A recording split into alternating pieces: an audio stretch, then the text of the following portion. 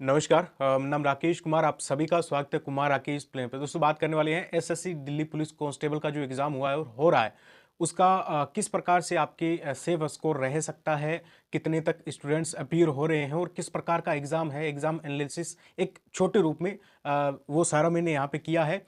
ठीक है, कितने स्टूडेंट क्या कुछ आगे रह सकता है, ऐसा करके मैंने ये डाटा कहाँ से लिया ये भी मैं आपको बता देता हूँ, क्योंकि अपने कोई इतना बड़ा ज़्यादा स्टूडेंट्स भी मुझसे नहीं जुड़े। ठीक है, यही आसपास के दोस्त फ्रेंड्स उनसे भी मैंने लिया। उसके बाद में यूट्यूब चैनल्स पे जो बड़े बड़े चैनल्स हैं उनका रिव्यू सभी का ले ले के मैंने यहाँ पे जो आपके लिए एक सेफ स्कोर बनाया है। ठीक है, जिसे आप देख सकते हो। ठीक है, एग्जाम का लेवल कैसा आ रहा है आगे वाली शिफ्टों के लिए वो भी आप देख सकते हो। ठीक है दोस्तों, चलिए अगर हम बात करें दोस्तों बिना टाइम वेस्ट किए कि आपका एक्सपेक्टेड सेफ स्कोर क्या रह सकता है।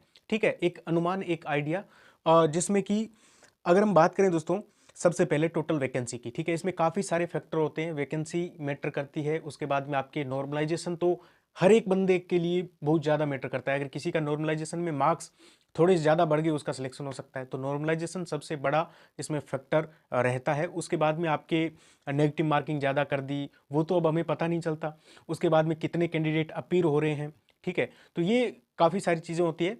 तो अगर हम बात करें वैकेंसी की तो सबसे पहले हम बात करते हैं 2020 और 23 की। 2020 में वैकेंसी थी 5,876 और अपने 2023 में 7,547 वैकेंसी। ठीक है, फॉर्म की बात करें तो 28 लाख थे आपके 2020 में और फिलहाल में आपके 2023 में फॉर्म भरेंगे 32 लाख। ठीक है, यानी कि फॉर्म में बहुत ज़्यादा अंतर नहीं है। देखिए, इतना टाइम हुआ है तो न्यू स्टूडेंट्स भी ऐड हुए हैं, लेकिन फिर भी बहुत ज़्यादा जैसे सोच रहे थे 40-45 इतना नहीं हुआ। ठीक है, उसके बाद में अगर हम बात करें लगभग ये मान के चलो सीधे फॉर्म की बात करें तो 250 स्टूडेंट पे एक का सिलेक्शन होगा। ठीक है, 250 आप समझते होंगे।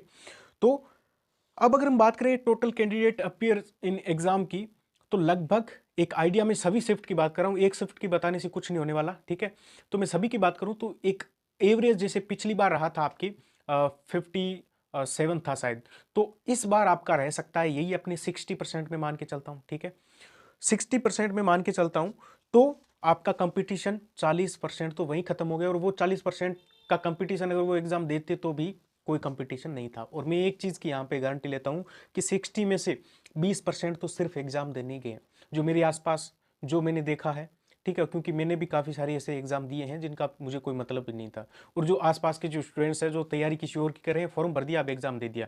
ठीक है, तो कुल मिला के आप ये मान के चलिए कि लगभग आपके 32 लाख में से यही मान के चलिए कि आपका कंपटीशन रहने वाला है 4 से 5 लाख, जो कि अच्छे खासे बढ़िया तरीके से पढ़ने वाले हैं। ठीक है, बढ़िया का मतलब ये नहीं है कि सारे के सारे 100 में से 100 लाने वाले हैं, मैं पढ़ने वाले की बात कर रहा हूँ।